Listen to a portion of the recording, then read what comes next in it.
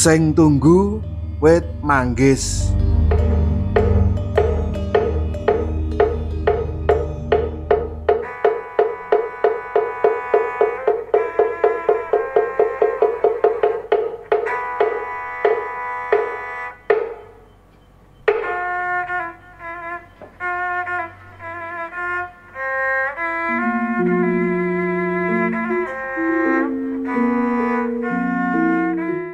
Kedadian iki ndak alami dhewe nalika aku isih lungguh ing bangku kelas 5.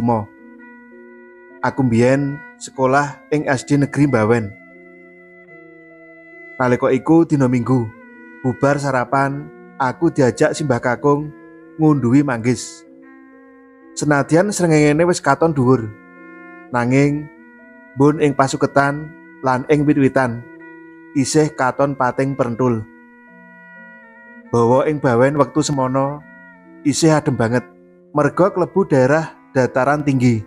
Hawane isih resik, durung kena polusi asap pabrik utawa asap kendaraan.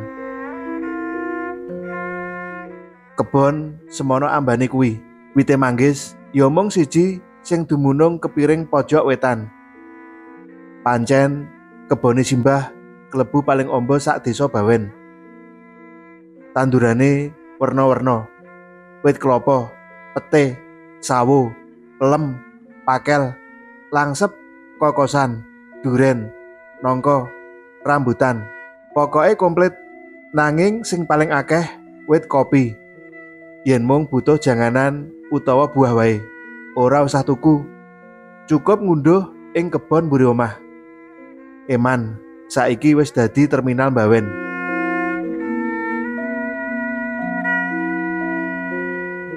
Karo kudungan tenggok nggo wadah manggis, aku ngetut laku tindake simbah.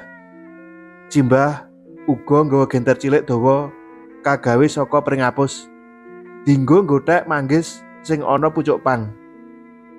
Yen diajak ngunduhi buah kaya manggis, pelem, rambutan lan sak panunggalane, aku seneng banget merga bisa karo penekan.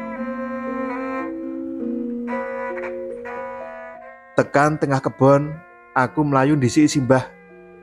Daya-daya tekan ngisor wit manggis. Nanging saeba kagetku nalika wis tekan ngenggon.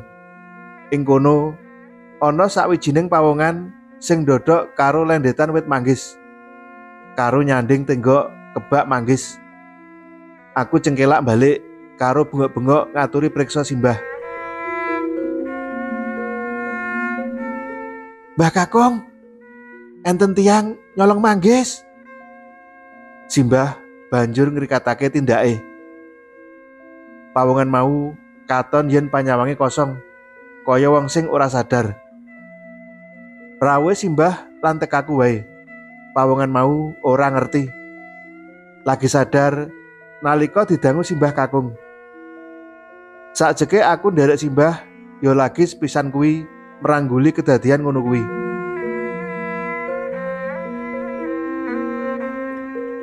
"Kowe sapa? Lan omahmu ngendi?" Pandangune simbah sabar banget. Nanging pawongan mau panggah wae ora bisa semaur. Panyawange uga tetep nanar. Embuh lagi nyawang apa aku ora ngerti. Merga pawongan mau disapa bola-bali ora semaur.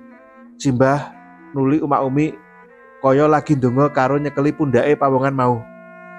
Aneh, saknalika iku uga pawongan mau jenggirat kaya wong sing lagi tangi turu ngeget lan nuli nangis sesenggrukan. "Kowe sapa?" Simbah ngambali pandangune marang pawongan mau. Sakwise pawongan mau mendo anggone nangis. "Kula Maman, Mbah," jeneng singklon. Wangsulane karo arep menyat ngadeg, nanging nuli ndeprok meneh kaya ana sing ganduli. Simbah mesem priksa pawongan mau sing bola-bali arep ngadeg, nanging bali ndeprok meneh kuwi. "Omahmu ngendi?" Pandangune simbah meneh. Dusun Ngancar lar mriko, Mbah.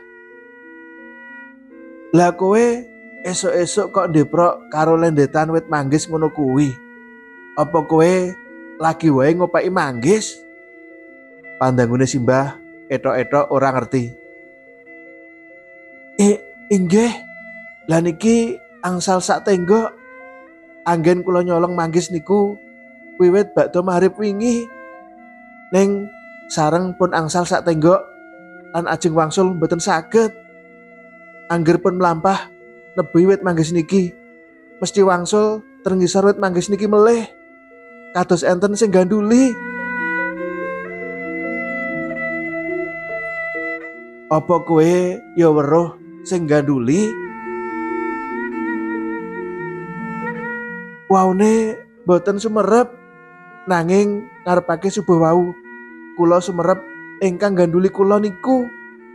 Kados tangan kalih gedhi-gedhi, diwud-diwud, kebak wulu ireng. Bakda niku kula pun boten eling napa-napa malih.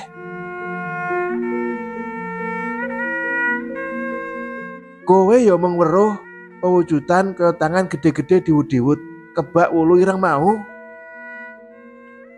Inggih, Mbah. Kowe kuwi diganduli sing tunggu wit manggis kene. Dawuhe simbah kakung. Pawongan mau ora sumaur maneh.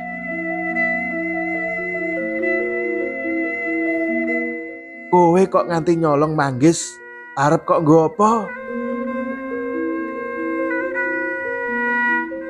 Ajeng kula sate nggih nempur. Empun pinten-pinten dinten iki. Anak bojo kula mung nedha tela. Niku mawon anggenipun gasak utawi nedha celung lan woh karet. Simbah kakung mantuk-mantuk. Pancen wektu semono watara taun 1963 paceklik.